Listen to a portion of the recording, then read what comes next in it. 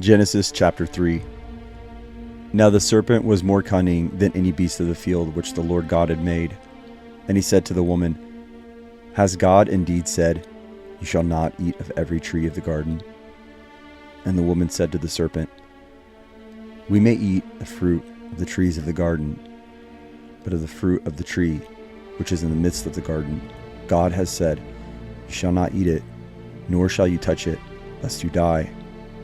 And the serpent said to the woman, You will not surely die, for God knows that in the day that you eat of it, your eyes will be opened, and you will be like God, knowing good and evil.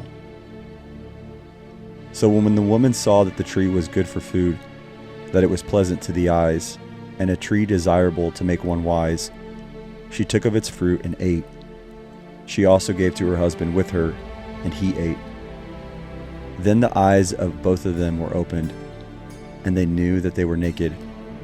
And they sewed fig leaves together and made themselves coverings. And they heard the sound of the Lord God walking in the garden in the cool of the day.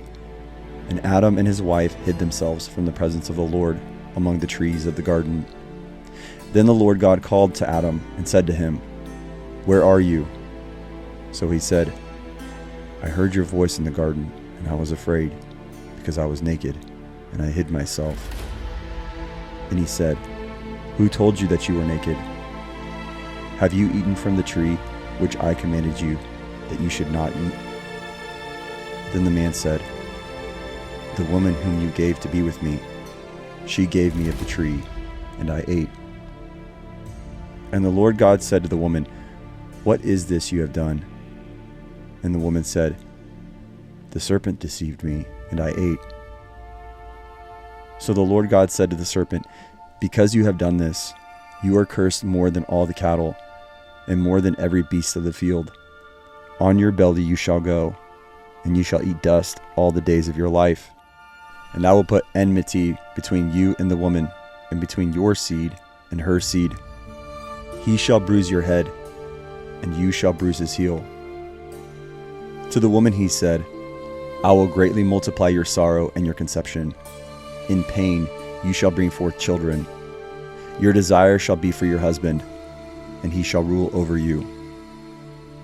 Then to Adam he said, Because you have heeded the voice of your wife, and you have eaten from the tree of which I commanded you, saying, You shall not eat of it.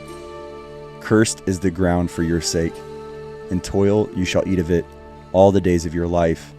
Both thorns and thistles it shall bring forth for you, and you shall eat the herb of the field.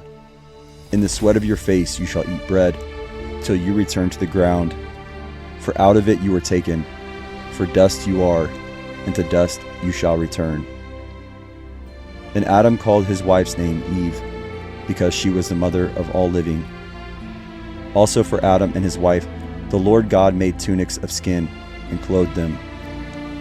Then the Lord God said, Behold, man has become like one of us, to know good and evil.